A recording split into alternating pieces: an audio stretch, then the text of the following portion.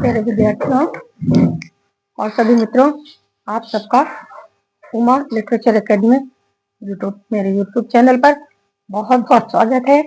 आइए, प्रतिहार वंश की श्रृंखला में आज हम पढ़ेंगे प्रतिहार वंश का शासक महेंद्रपाल प्रथम। इनकी तिथि है 885 ईस्वी पर ये गद्दी पर बैठे और इनकी मृत्यु 910 ईस्वी में हुई। इनके प्रमुख अभिलेख हैं ऊणा अभिलेख, दिघवा दुबौली अभिलेख, सियदोनी अभिलेख, आहार शिलालेख, बिहार शरीफ लेख, राम गया गुनेरिया अभिलेख, पहाड़पुर बांग्लादेश का अभिलेख। इतने इनके अभिलेख मिलते हैं और इनके कुछ पॉइंट्स हैं: प्रतिहारपाल संघर्ष, पश्चिमी भारत, उत्तरापथ, राष्ट्रकूटों के साथ संघर्ष और विद्या प्रेमी, इनका मूल्यांकन। आज हम महेंद्रपाल प्रथम को देखेंगे।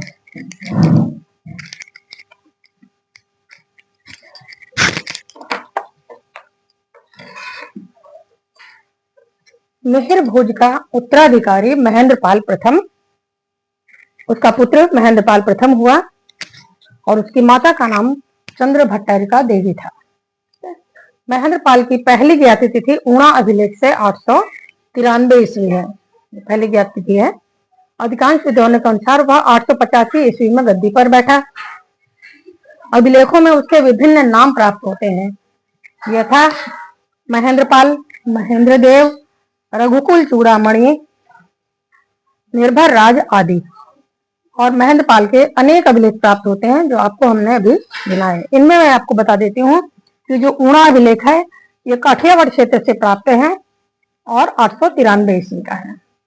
दिघवा दुबौली अभिलेख ये बिहार के सारण जिले से प्राप्त है और 898 ईस्वी का ताम्रपत्र लेख है। सियदोनी अभिलेख उत्तर प्रदेश के ललितपुर जिले में पाया जाता है। आहार शिलालेख बुलंदशहर में है, मेरठ के जिले के बुलंदशहर जिले में है। और बिहार शरीफ पटना जिले से, बिहार शरीफ जो अभिलेख है ये पटना जिले से महेंद्रपाल के दान परक अभिलेखों में इसकी गिनती होती है। अब राम गया और गुनेरिया ये दो अभिलेख गया जिले में महेंद्रपाल के शासन के 8वें और 9वें वर्ष के अभिलेख हैं। पहाड़पुर अभिलेख जो बांग्लादेश में है इस समय, वो महेंद्रपाल के शासन के 5वें वर्ष का अभिलेख है। तो इस प्रकार हम देखते हैं कि महेंद्रपाल के शासन के ये अभिलेख उसके साम्राज्य विस्तार और प्रशासन की इकाइयों पर प्रकाश डालते हैं। इससे ज्ञात होता है कि उसका साम्राज्य उत्तर पश्चिम में पूर्वी पंजाब से उत्तरी बंगाल तक तथा पश्चिम में काठियावाड़ तक विस्तृत था। अब हम उसके जीवन के कुछ संघर्षों को देखते हैं, जिसमें पहला है प्रतिहार पाल संघर्ष। हम जानते हैं कि प्रतिहारों, पालों और राष्ट्रकूटों में इस समय सदैव संघर्ष बना रहता था।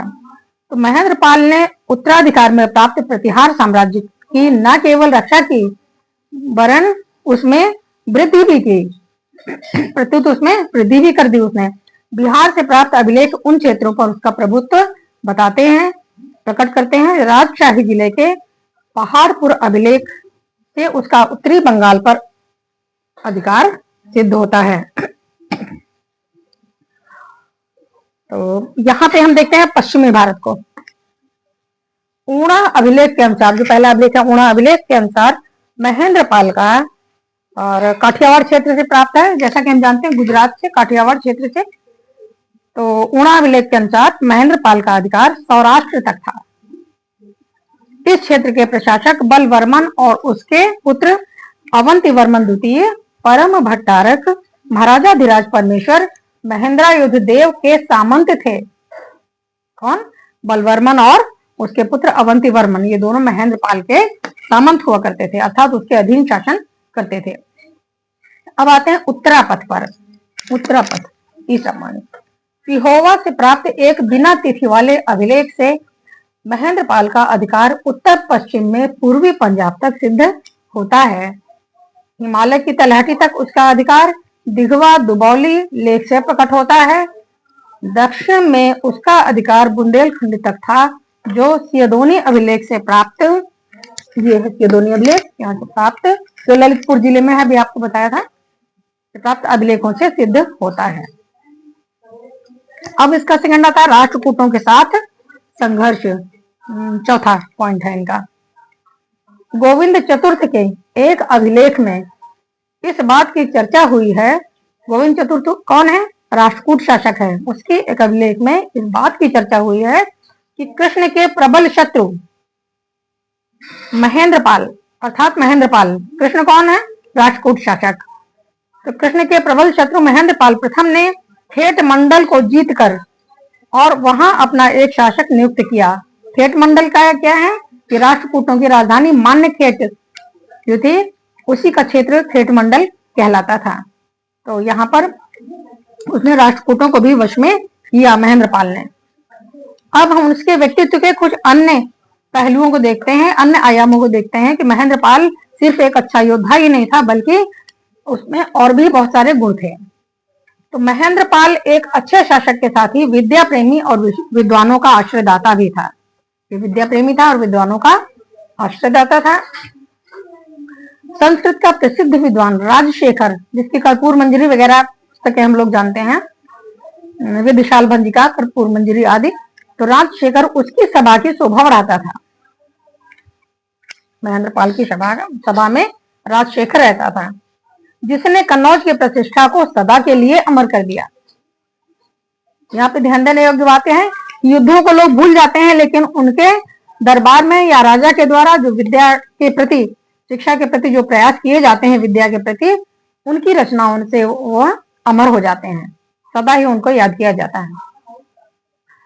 तो और कई संस्कृत ग्रंथों जो राजशेखर ने लिखे उनमें है कर्पूर मंजरी, बाल रामायण, बाल भारत, विद्यशाल भंजिका, काव्य मीमांसा, भुवन कोश और हर विलास नामक ग्रंथों की उसने रचना की थी।